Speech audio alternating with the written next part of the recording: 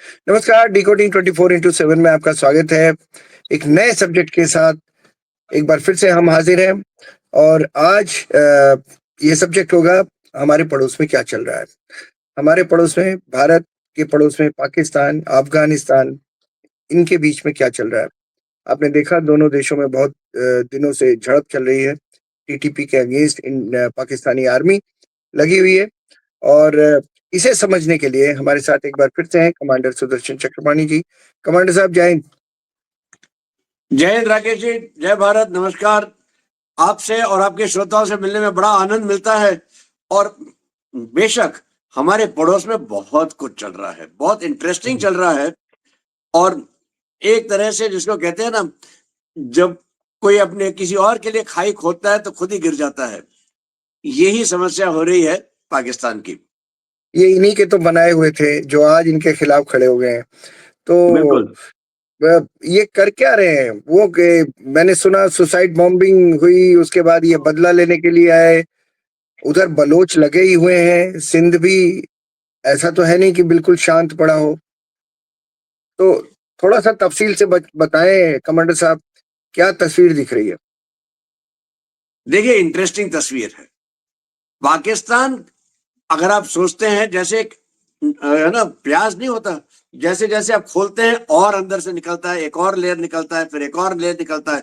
ये हालत पाकिस्तान की हो रखी है। आपने शुरू किया है सिर्फ अफ़गानिस्तान के साथ, चलिए अफ़गानिस्तान से ही शुरू करते हैं। हुँ, अफ़गानिस्तान और पाकिस्तान एक ज़माने में पाकिस्तान को लगता था कि अफ़गानिस्तान उसके लिए स्ट्रैटेजिक डेप्थ होगा कि अगर कोई हमला होता है, तो हम अपने हवाई जहाज़, हम अपने जो भी है, हम पीछे ले जा सकते हैं अफ़गानिस्तान के अंदर। वो हमारा दोस्त है, हमारा मुसलमान भाई है। हुआ क्या? तालिबान को उन्होंने पाला, पोसा, बड़ा किया और वही तालिबान ने उनको कह दिया कि भैया तू कौन और मैं खामखा, हुँ, हम तो डोरांड लाइन को नहीं मानते। हुँ, ठीक है। इन्होंने तालिबान के खिलाफ टीटीपी किया, तहरीक तालिबान पाकिस्तान, ताकि वो हुँ, तालिबान पे ऊपर अंकुश लगा सके। अब ये भूल गए तहरीक तालिबान पाकिस्तान में कौन थे? वही पश्तून। वही तालिबान में लोग थे। वही पश्तून।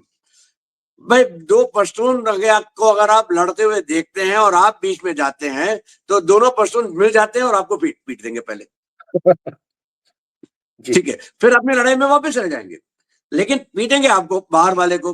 पाकिस्तान बाहर वाला है, तो तहरीक तालिबान पाकिस्तान और तालिबान में सुलह हो गई। तहरीक तालिबान पाकिस्तान पीटने लगा। यहाँ पे बहुत हिस्टोरिकली ना जाके पिछले 3-4 दिनों की बात अगर करते हैं, तो एक सुसाइड बॉम्बिंग होती है पेशावर में उनके हेडक्वार्टर्स के सामने। सुसाइड बॉम्बिंग में जो हाथ दिखाई देता है, वो दिखाई देता है टीटीपी का। फिर टीटीपी के कुछ और पहुंच जाते हैं जो उनके एक और हेडक्वार्टर के ऊपर अटैक करते हैं। बड़ी मुश्किल से पाकिस्तानी कमांडो उनके ऊपर नियंत्रण करते हैं, उनको मार देते हैं।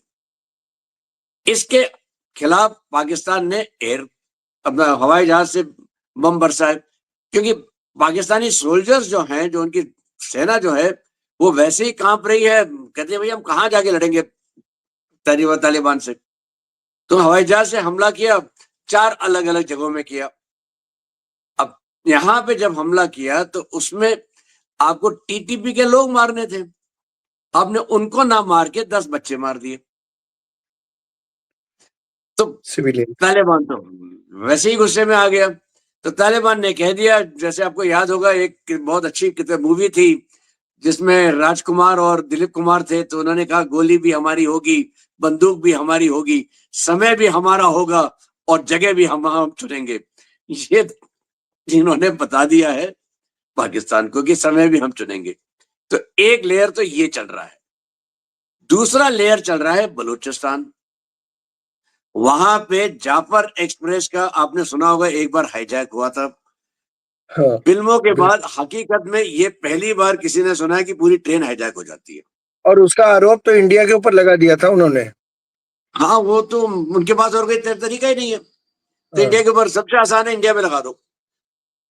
हालांकि है ना, बलोचों ने उसकी जिम्मेदारी ली थी। खैर, उसके बाद बलूचिस्तान में हर दूसरे तीसरे दिन कोई ना कोई बॉम्ब फटता है, कोई ना कोई छोटे शहर पे बलोच अपना कब्जा कर लेते हैं, 4 घंटे 6 घंटे 8 घंटे अपना झंडा फहराते हैं और रात को गायब हो जाते हैं। क्यों? बता रहे हैं कि हम हैं, हमें आप दूर मत करिए। बलोच लिबरेशन के नाम पे उन्होंने एक छोटा सा ऑर्गेनाइजेशन बनाया जिसका नाम है ब्रास, BRAS। इसमें उन्होंने सिंधियों को भी इंक्लूड कर लिया। आपको याद होगा कुछ ही दिन पहले राजनाथ जी ने कहा था कि सिंध भी कभी ना कभी हमारे पास आ सकता है। बिल्कुल गोल गोल बता दिया था, लेकिन बता दिया था। ऊपर इसके लिए POJK के लिए राजनाथ सिंह ने ये कहा था कि साहब हम क्यों उसके लिए कुछ लड़े, वो तो अपने आप हमारी झोली में गिरने वाला है, क्योंकि POJK के लोग ही कहेंगे हमसे हमें आप अपने से मिला लीजिए। तो ये सब तो चल ही रहा है। इसके ऊपर है ना, जिसको कहते हैं सर मुड़ाते ही ओले पड़े, वहां पे अमेरिका ने एक डील के मतलब एक लॉ साइन कर दिया ट्रंप ने, जिसमें उसने मुस्लिम ब्रदरहुड को बैन कर दिया। मैं इस पे आने वाला था, ये बड़ा इंटरेस्टिंग। हाँ, ये मुस्लिम ब्रदरहुड बड़ा पेचीदा चीज है।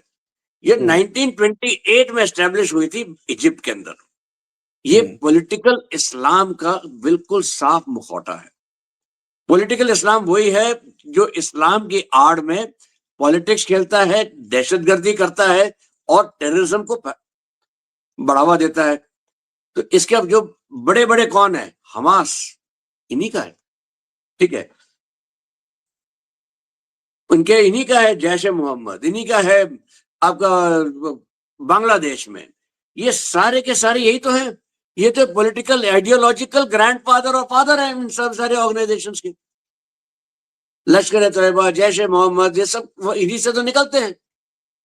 अगर इनकी फंडिंग के ऊपर आपने ना पेच कस दिया तो क्या हो रहा है, मुस्लिम देश अब 2 हिस्सों में बट रहे हैं। बहुत सारे मुस्लिम देश चाहते हैं मुस्लिम ब्रदरहुड के ऊपर ये कर दिया जाए, रोक लगाई जाए। कौन? अच्छा, इजिप्ट चाहता है, सऊदी अरब चाहता है, UAE चाहता है। कौन ऐसा क्यों? नहीं चाहता? क्योंकि ये तो उन्हीं के खिलाफ लड़ रहे हैं ना। अगर अल सीसी को इजिप्ट में सबसे बड़ी चुनौती है तो मुस्लिम ब्रदरहुड से। सऊदी अरब में ये मत भूलिएगा, जब अरब स्प्रिंग हुई थी कुछ साल पहले, आपको याद होगा, सडनली कुछ हो जाता था और कितने देश के है ना पूरा तख्ता पलट हुई है। वो तो मुस्लिम ब्रदरहुड के जरिए से हुई थी। हालांकि बात वेस्टर्न कंट्रीज का था, लेकिन तरीका तो मुस्लिम ब्रदरहुड का इस्तेमाल किया था उन्होंने। इसलिए सऊदी अरब भी नहीं चाहता। UAE और सऊदी अरब चाहते कि हम प्रोग्रेसिवली आगे बढ़े, क्योंकि उनको पता तेल जिंदगी भर नहीं चलेगा। और वो नहीं चाहते कि उनके देश के अंदर कोई और आके कुछ उनके खिलाफ कुछ करे। तो मुस्लिम ब्रदरहुड को रोक रहा है उन्हें। कौन नहीं चाहता ये बैन? नहीं चाहता है टर्की, नहीं चाहता है कतर। कतर तो देखिए सारे के सारे है ना दहशतगर्दी टेररिस्ट जो है वो सब तो कतर में बैठे। आपको याद होगा हमास और इसराइल की अगर बात भी हो रही थी तो कहाँ हो रही थी? कतर में। अमेरिका और तालिबान ने बात की, वो भी कतर में। तो कतर तो ये सारी जगह से करता है, तो कतर भी नहीं चाहता। पाकिस्तान के जो पैसे मिलते थे FATF की नजर उसके ऊपर है ही, और अगर अब मुस्लिम ब्रदरहुड के ऊपर भी नकेल कसी जाएगी तो पाकिस्तान को पैसे मिलने बंद हो जाएंगे या कम होंगे, और बाकी देश को जबरदस्ती में, क्योंकि उनके पास और कोई चारा नहीं होगा, ये सारे रिपोर्ट करने पड़ेंगे कि हम कितने पैसे कहाँ जा रहे हैं, ये सारी चीजें बतानी पड़ेंगी। तो एक तरह से इनके ऊपर अंकुश लगेगा।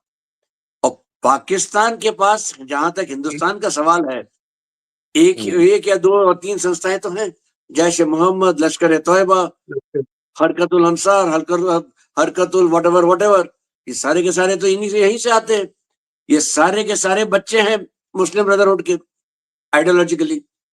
ये सारे के सारे चाहते तो बिल्कुल वही चीज है। उधर बांग्लादेश की भी यही हालत होने वाली है। तो हमारे लिए जहां तक हमारा सवाल है, ये हमारे लिए तो बहुत अच्छी बात है, लेकिन पाकिस्तान को अब लगेगा कि यार एक तो वैसे ही हमें डॉलर नहीं मिल रहे थे, क्योंकि पाकिस्तानी डॉलर नहीं कहते, डॉलर कहते हैं।